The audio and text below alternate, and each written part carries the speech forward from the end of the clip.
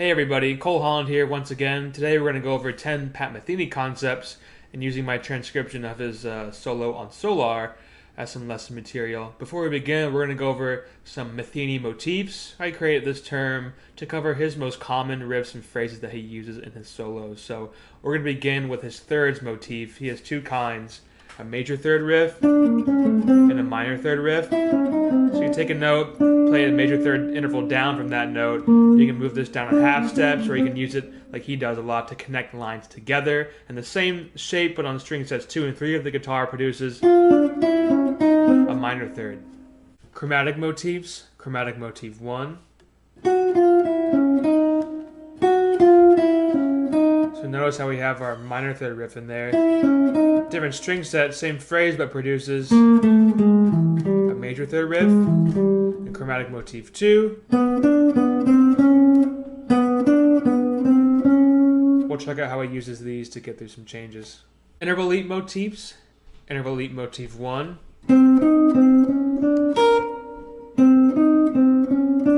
So notice how it's within our shell of chromatic motif 2, but then when he does that flat 6 interval leap at the end, we can consider this interval leap motif 1. And interval leap motif 2.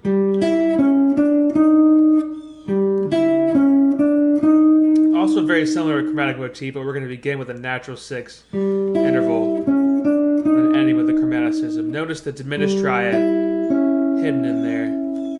Dominant diminished motifs. Dominant diminished motif 1.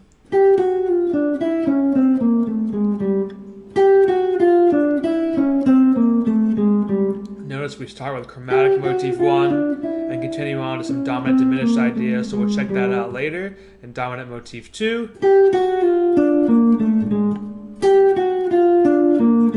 Just completely dominant sound there. Pentatonic motif, we only have 1. This revolves around a minor pentatonic shape for the most part. Only difference is it actually starts in the major third. So let's say we're doing a B flat minor pentatonic. We start in the major third and then move down a half a step onto the flat third to take us back into position. And we'll skip the 4th degree of our scale. So we'll skip that E flat end on the flat third. So a great example using our minor third riff.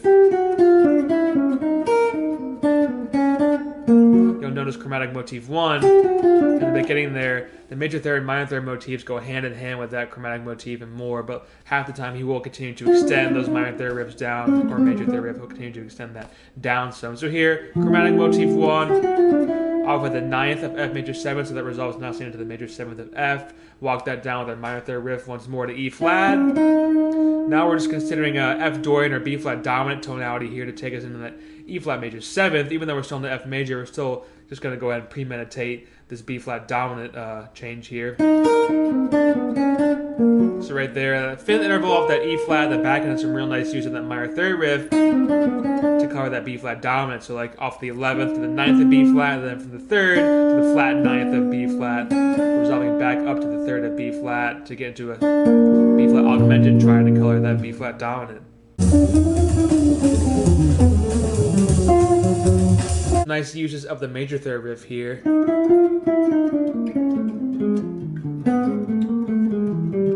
Of course, we see chromatic motif 1 and more. From the beginning, walking chromatically up to F, on F minor, chromatic motif 1 up the major 7th. And he wants to approach now to the C natural, so he can do a F minor triad, so we're going to extend this leg using our major third riff to approach that C to get to the F minor triad. And then resolving down to the 3rd of B flat. Here comes the interval motif 2. We'll check out how he uses that over dominant chords in a little bit. And then once again, chromatic motif 1.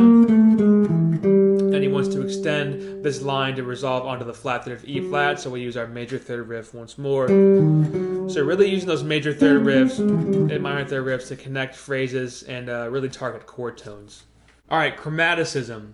There's a lot we can dig into for Metheny's playing in terms of chromaticism, but we're going to keep this video short, and I want you to be able to take away something, so we're going to focus on our Metheny motifs, which have a lot going on. Let's do chromatic motif 1. So as you saw in the earlier section, he took it off of the 9th of the F major chord, then resolved to the 7th, continuing on with his other lines and stuff, but try moving that around on the major chord off different tones. Off of the major 7th of the F, resolves on the sharp 5 off of the 6th of the F, resolves on the sharp 11 off of the 5th, resolves on the 3rd, you know. Take it from a dominant chord, which he uses a lot. So a G dominant, starting the flat 7th, off of the root, off of the flat 9, off of the 5th, off of the 3rd. You see, there's many possibilities here. Same thing with chromatic motif 2. Let's say we want to approach the 3rd of G, starting the 9th. There you go. You want to approach the 5th, starting the 11th.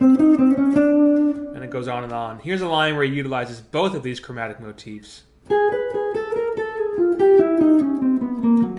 So there, we're on a C dominant. We're going to start on the flat 13th or the flat 6th of C dominant and do chromatic motif 2, which lands us on the flat 7th, and then immediately off of that chord tone, go into chromatic motif 1. So immediately right there, some nice chromatic flowing lines that really color a dominant chord. Off that G, C half whole diminished scale there to land us back on the root of C dominant, and then right off of that root, chromatic motif 1. That resolves beautifully onto the 3rd of F, taking us into the next change.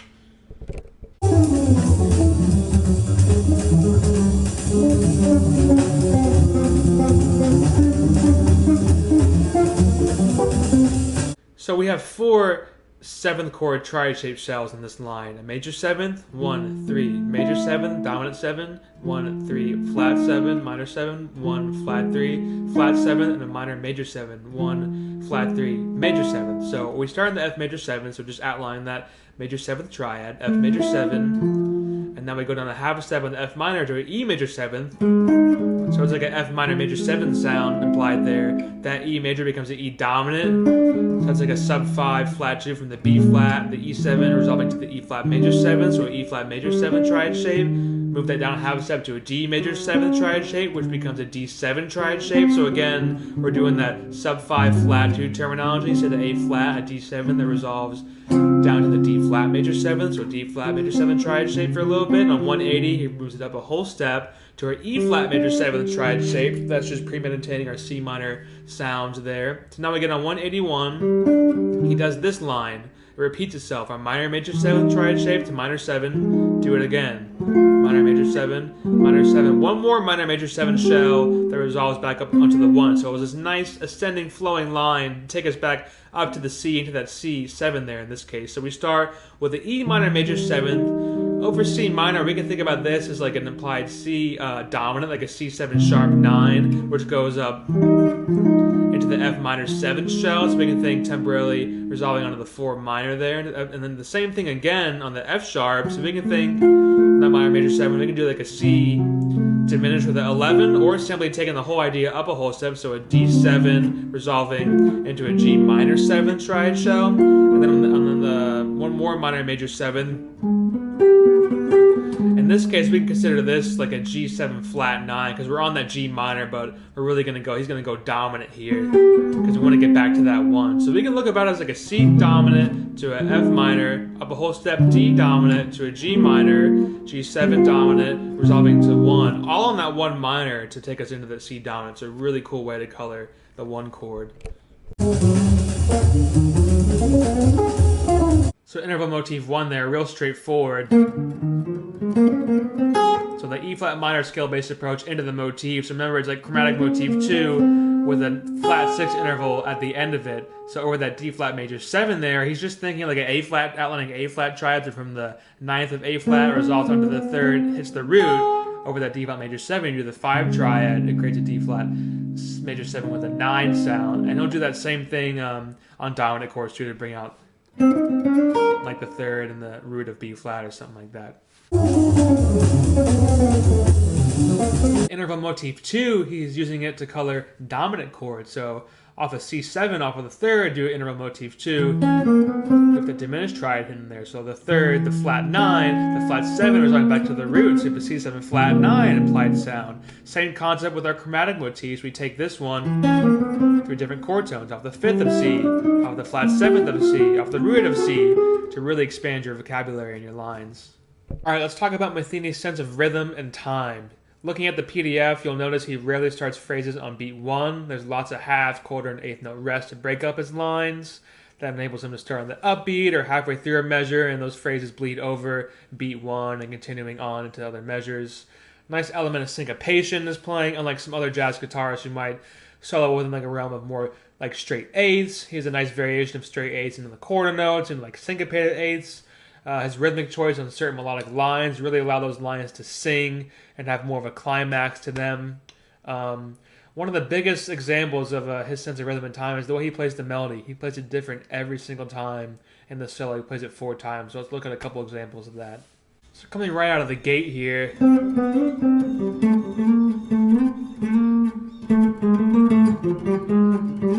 The second time.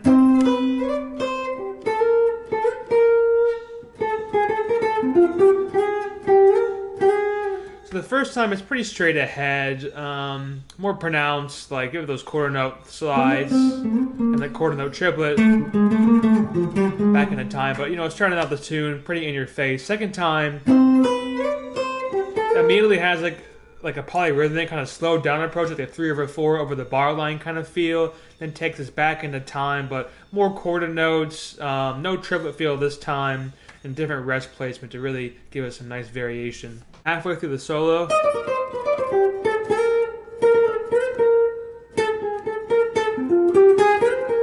so like way more embellishments going on there, more eighth notes than we've seen the first 2 times. Like definitely the most straight ahead of the first 2 times, and having like those eighth notes separated by eighth note rest. You know, like more of like a bouncy like kind of feeling rhythmically to it. So it's definitely a good lesson learned when you hear somebody play the melody different every single time and letting it sing like rhythmically and melodically. 168 coming out of the D flat on the minor 251, taking us back to 1. Right there.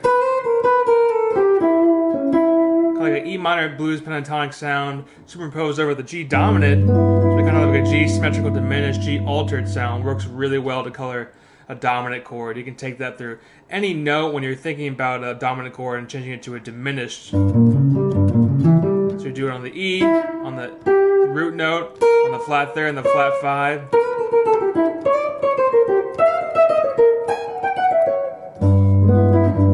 Nice sound.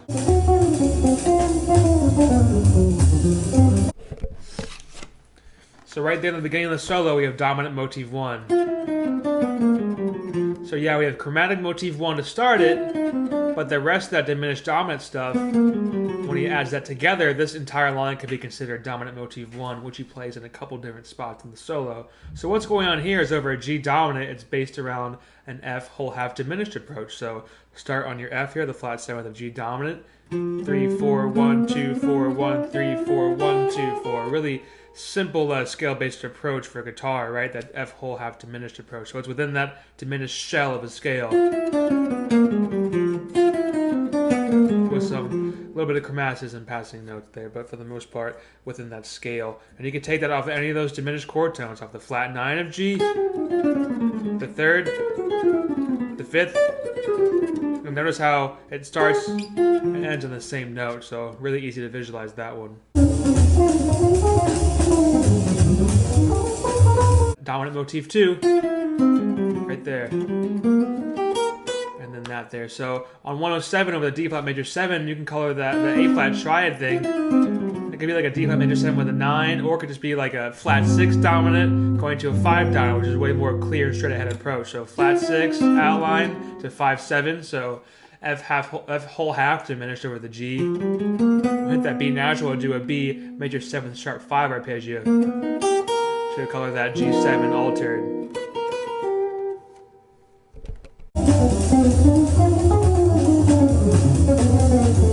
So there's our pentatonic motif that connects right into interval leap motif 2. So some really nice connected lines there. So right in bar 63 in the G minor, our pentatonic motif. Remember, it's a B flat minor pentatonic that starts in the major 3rd and drops right back into position.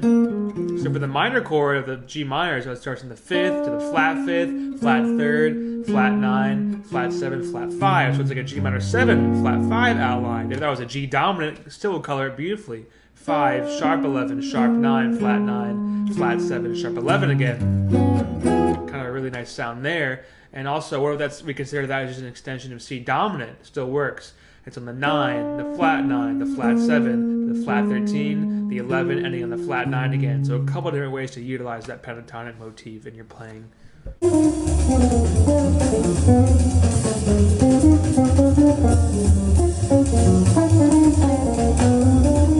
Bebop lines targeting chord tones, especially the third, scale-based and arpeggio-based approaches. Pretty much if you were to hear a bebop line played, a nice one, right, without any chord accompaniment whatsoever behind it, you're going to hear the changes still really well because that's what makes up good bebop language. Strong melodies, chord tones, nice scales. So part 28, walking down to that flat 7 with C dominant, resolves nicely into the third of F, F triad there, walking down to the flat third of F minor, and then a chromatic motif 2, resolve onto that third of B flat, B flat half whole diminished scale, so scale-based approach into the third of E flat, G flat major 7th arpeggio to get down to the E flat minor A flat dominant change, inside approach to resolve onto the 9th of D flat, that then ends up resolving beautifully onto the third of C minor to that 2-5. And lastly, the length of Pat Metheny's lines. He can take some really beautiful melodic and harmonic stuff and stretch it out over these changes and throughout a lot of tunes, as you've heard. So I picked out a really good line to show you. There's going to be a full video released with a lot more information, so please check that out if you're interested. Definitely subscribe and like this video because I'll be putting out a lot more content, and I really hope y'all enjoyed it. Thanks.